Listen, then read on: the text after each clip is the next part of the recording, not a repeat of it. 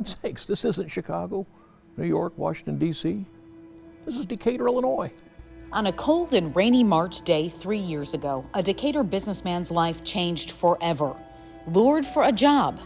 I'm down on the ground, I'm frozen. Pepper sprayed, kidnapped at gunpoint, held for ransom. I said, honey, I've been abducted. Transported to different locations in the trunk of a car, and a daring escape.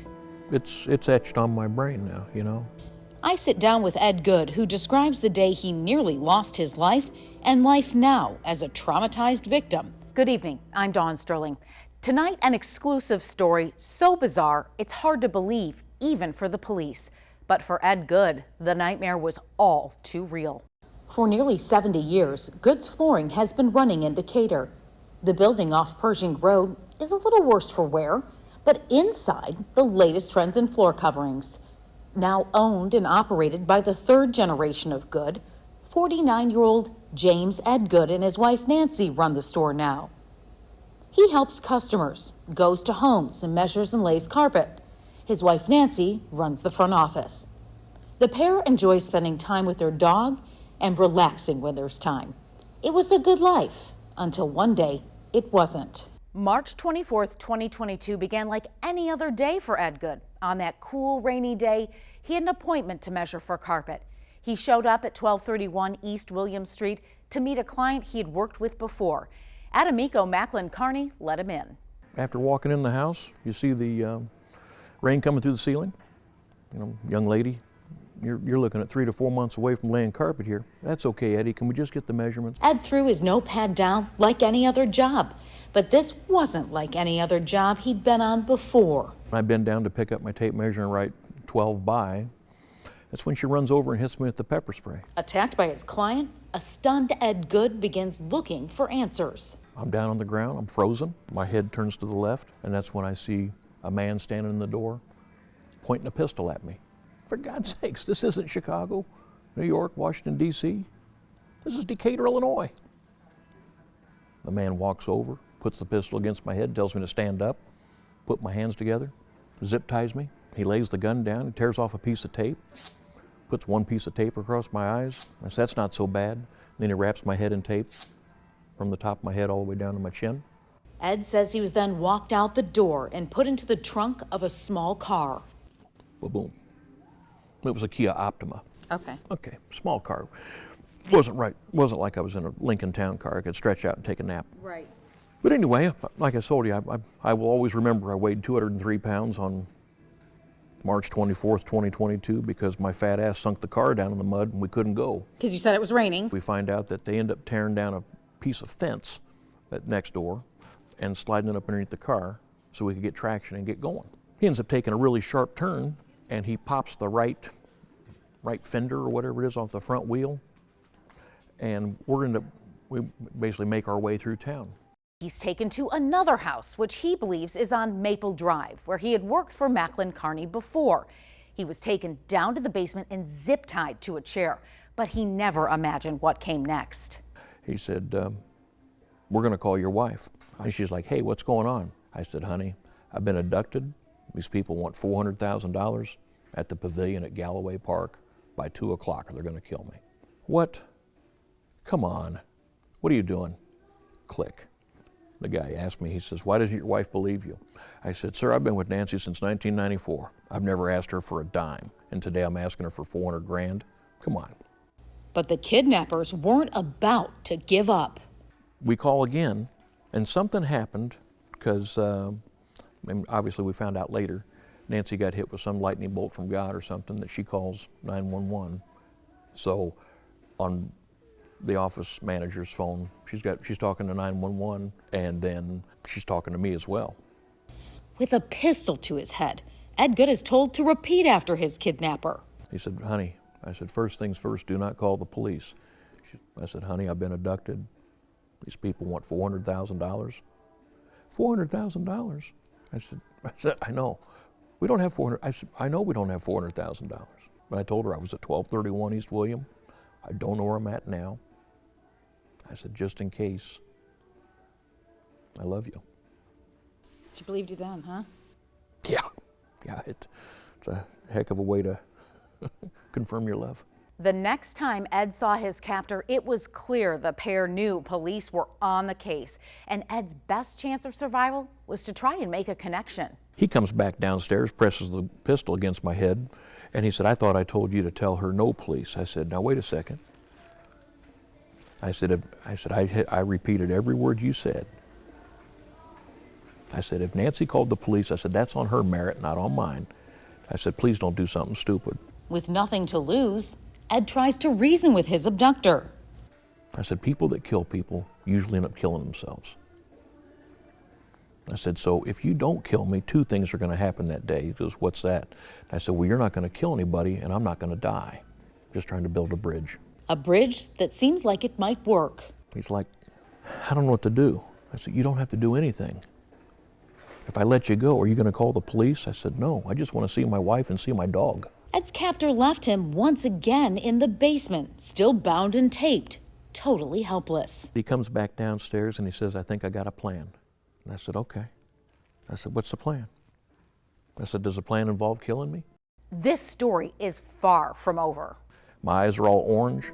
I've got zip ties hanging from my left hand. My hands are all cut up and bloody with glass in them. The plan, the escape, and the police officers who didn't even believe what they were hearing. I mean, it's like something out of a movie. But how will Ed's story end? Find out when we come back.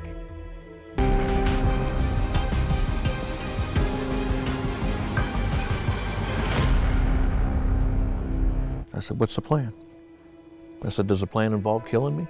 And he says, "No, it doesn't." I said, "Whatever the plan is, I'm in." Welcome back. We're hearing the story of Ed Good, who went to work one Thursday morning in March of 2022 and almost didn't make it home. What's going through your mind at this time? I'm going to die. We've heard Ed talk about being pepper sprayed, zip-tied, and thrown in a trunk. His kidnappers demanding $400,000 from his wife. Money he says they don't have. At this point, Ed is still in a basement with his whole head covered in duct tape and under a hood. But Ed has started to forge a connection with one of his captors, and that may have saved his life. I said, "Is there any chance you'd take this tape off my head?" And he says, "I don't want you to see my face." I said, "I don't want to see your face." I said, "You tell me what to do, but if you're not going to kill me and you're going to get rid of me, I'm going to need it to be able to see so I can move, and I'm not going to the police." He presses the pistol against my head really hard. I said, "Please don't do this. This is for me and you, man." And he lays the gun down and he starts taking the tape off. When the tape was off, the hood went back on, and Ed was once again taken outside and put back into the trunk of that Kia. When the car stopped again, he was taken out of the trunk and put into the back of this abandoned minivan that has a broken out back window. So when he tells me to sit and he swings my legs up, my hands basically dive into this glass. "Are you okay?" I said, "I'm okay. Don't worry about it." Well, he slammed the door down and the rest of the glass comes down on top of me.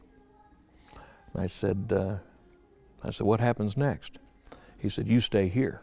I said, "Okay." He said, "Don't you go nowhere." I said, "I'll be here, sir." Ed heard car doors slam and a car start and drive away. He lay there, bleeding and seemingly helpless, listening to the rain fall on the top of the minivan. And I'm sitting here fidgeting, and then all of a sudden, my right hand comes out. I laid there for a few minutes, and I thought, man, if I'm going to do something, now's the time. And I took this hood off my head, and I looked at this broken window, and I thought, I can crawl out of here. After hours in captivity, Ed was finally free. But the ordeal wasn't over yet. Ed looked around and ran to a nearby house for help. Pretty good-sized fella opens the door. "Whoa, what happened to you?" "Buddy, I'm getting ready to go get something to eat, and then I'm going to work. I'm not going that way." Turned away and still fearing his kidnappers were coming for him, Ed started trying businesses, pulling on the doors at Sentinel Pest Control and the Eagles Club. Finally, an exhausted, terrified Ed Good walked in the door at Peerless Cleaners. As fate would have it, one of the women working that shift knew him. She's like, "Ed, is that you?" I said, "Yeah, what's going on?" And I keep looking out this big window thinking, Any minute. they got to be coming for me. The woman called 911 and learned the police had been searching for Ed. Help was on the way. He was finally safe. But safety came with its own challenges. Ed's wife had already been skeptical of his story, hanging up on him the first time he called. Now he had to make police believe he had actually been kidnapped, held for ransom for hundreds of thousands of dollars in Decatur, Illinois. And he's like, all right, Ed, so you owe these people for dope. You got gambling debts with them. Ed's outrageous story takes him from victim to suspect. And if I heard it once, I heard it 1,000 times. Lying to the police is against the law. So, I mean, initially, yes, there is some skepticism just because, one, the story seems pretty incredible. It's like something out of a movie. Detectives trying to understand the unbelievable and looking for a more logical explanation. So you and Nancy, are you guys having financial problems? You having marriage problems? Are you seeing somebody on the side?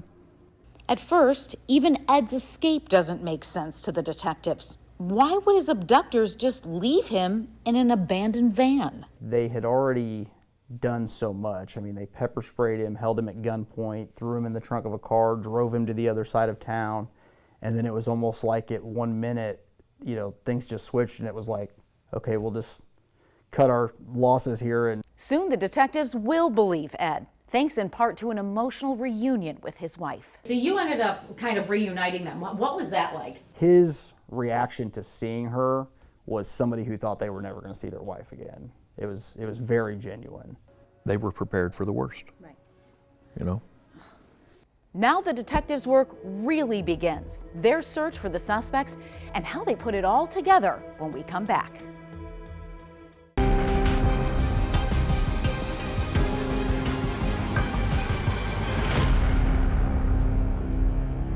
Lured, pepper sprayed, and kidnapped for ransom at gunpoint. We continue the story of Ed Good, the Decatur businessman who lived to tell the story. His captors, a brother and sister duo looking for money. It's all monetary. It's a crime of opportunity. 23 years old at the time of the crime, Adamiko Macklin Carney pinned as the mastermind behind the ill-conceived plan. Her brother, 20-year-old Assyrian Carney, the muscle. I believe that she initially was the person that came up with this plan. According to the FBI, adult kidnappings in the U.S. are not an everyday occurrence. The volume domestically of those cases, it's on the books because it happens, but to sit there and give a specific number, it's a lower volume, yes, than, say, a lot of other crimes that happen. Ed Good wasn't spinning a tale for attention. As I did this investigation, it became obvious pretty quickly that he was telling the truth. Even though it seemed a situation beyond belief, Ed is taken back to the Decatur Police Department to go over his 7-hour nightmare. Ed had laid carpet for Adamiko before, first at her apartment, then in this house on Maple Drive. According to the Department of Justice, when she booked the measurement for 1231 East William Street, she gave Ed a different name. He kept telling me, I know her name, I remember her, I've dealt with her before. And then later on, that same night during our interview, it was almost like it just came to him and he said her first name. Adamiko was arrested just 4 days later.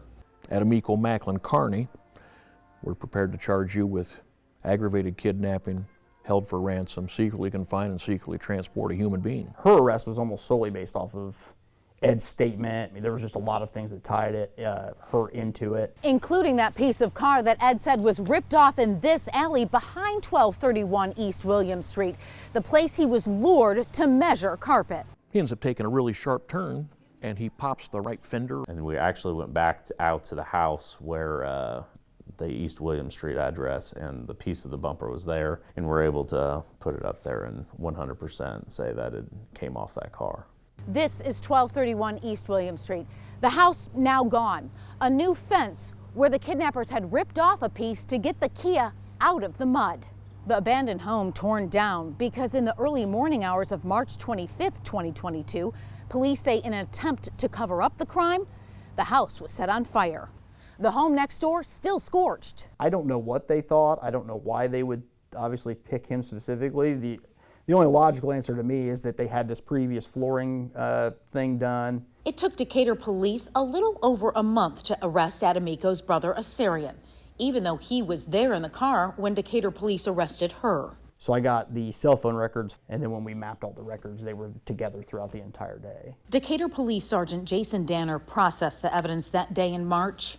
I mean, the most important parts were a can of OC, or like pepper spray in there, as well as a semi-automatic pistol, and then a couple strips of duct tape. We're very quickly able to tie her to the house and the car that was used and identify her very quickly. A now retired detective worked with the FBI and sent all the evidence to the FBI lab in Quantico, Virginia. In this regard, we used some specialties, I believe, with chemistry and different things that worked out. Ed's Mercedes dumped here on Green Street, where another abandoned home stood at the time.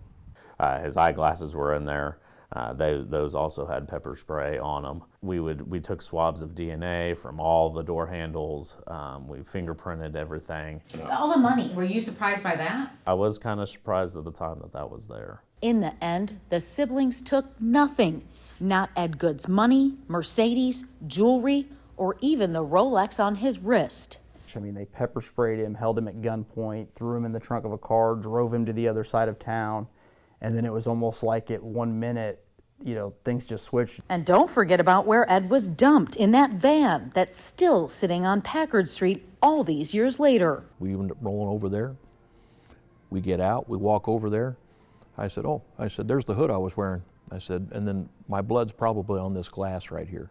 We knew that he had come out of that van 100%. It took nearly 3 years for Adamico and Asarian to go to trial, and it wasn't without controversy.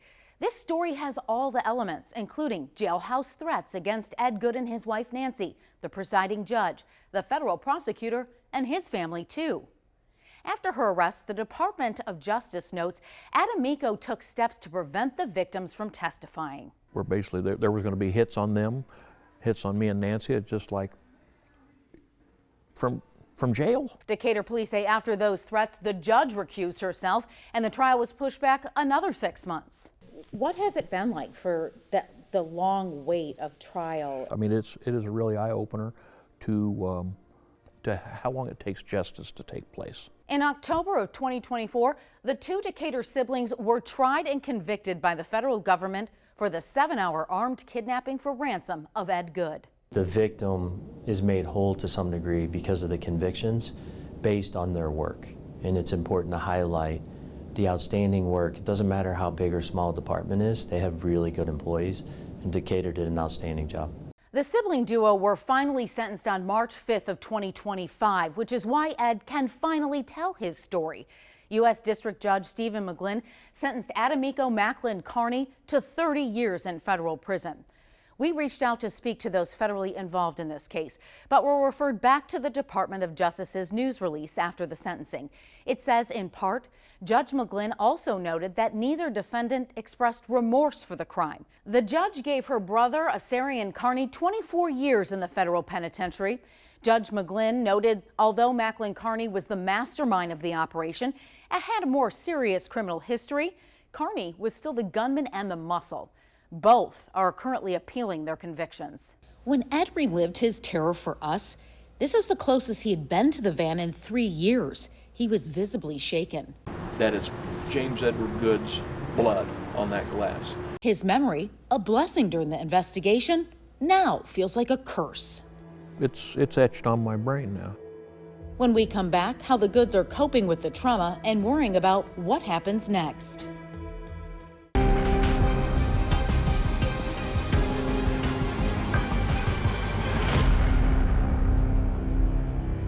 I still think it's a win-win that I didn't die. Decatur flooring store owner Ed Good was told in March of 2022 it was going to be a very bad day for him. And it was a terrifying 7-hour nightmare. A pistol to his head, zip-tied, duct tape on his face, a cloth bag put over his head. I mean, you belong to somebody, you know. A ransom demand of $400,000 or he would die. Judge McGlynn noted that the victim and his family would suffer long-lasting psychological trauma from the incident. I mean, if he was just as hard as her, I might not be sitting here talking to you today. Now, 3 years later, his tormentors may be locked away for decades. But for the Goods, the trauma isn't over. 8 days before the crime occurs. She's Googling Nancy and I, our marriage, where we live, the penalty for third-degree murder, an accidental killing. While he made it out alive, most involved with the case don't believe that was Adamico's plan. It would not have surprised me if they had killed him in the end. Ed says the judge addressed this during the siblings' sentencing. So I do believe that the minivan that your brother put Mr. Good in, I believe that's not where you house a hostage, it's where you dump a body. And I believe Mr. Good believes, by the grace of God, that he didn't die on March 24th, 2022. After Ed's escape, the fear didn't end. I figured we were in danger. Basically, when we got done with the police that night, obviously we didn't yield the money by 2 o'clock. They were prepared for the worst. Right. Yeah. Don't forget, these people were still out there. Adamico for 4 days, Assyrian for about a month. And later, those jailhouse threats. Ed and his wife, Nancy, tell me they're always looking over their shoulder. Exits, you're just thinking about, just in case something, God forbid, round 2, The lingering trauma is still there. Ed is still in therapy. He still relives his trauma every Thursday, driving the route they took him, the day his life changed. The bag that was over Ed's head for all those hours was a Louis Vuitton dust bag. Although the dust bag and other items are still held as evidence, Ed felt the need to get one for himself. I found out that I was wearing a Louis Vuitton hood. I said, I'm going to tell you a crazy story, then hopefully you'll give me one of these canvas bags. I sat down with clinical psychologist Melissa Fisher-Paoni. In terms of wanting to make sense of it, wanting to regulate after a significant trauma. And we've taken it frame by frame, so you kind of like just take the movie and just make it in slow motion. Even just like physiologically, the adrenaline of running for your life is part of like the post-traumatic stress disorder. Fear turns into anger as Ed deals with his ordeal. I hated their guts for the first couple of months. Now, years later, as he and Nancy continue to replay the terrifying day, a new emotion has taken hold. And it's just really, really heavy stuff. Ed's surprising request when we come back.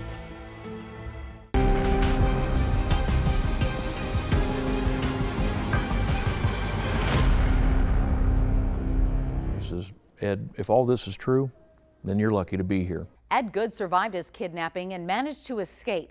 His captors are behind bars, although they are both appealing their sentences. While detectives call Ed lucky, now Ed is looking toward a future that's paved with forgiveness. At first you wanted them gone forever.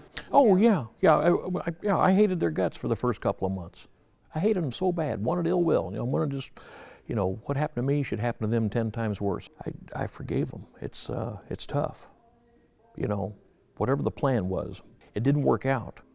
On March 5th of this year, I sat on the stand and read my little impact statement, and it says, you guys had a plan, and then God had a different plan.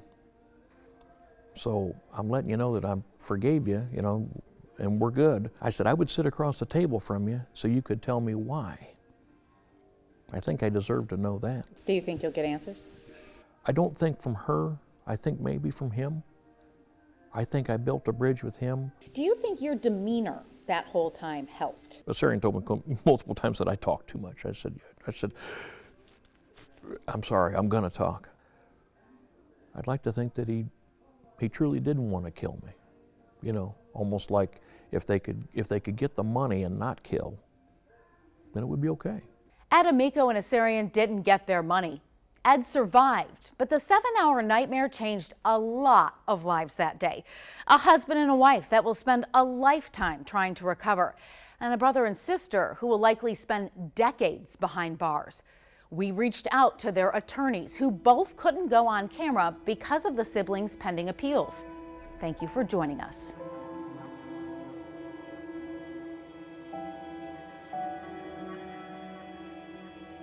Thank you for watching. Make sure you subscribe to our YouTube channel and be sure to watch more videos from Fox, Illinois.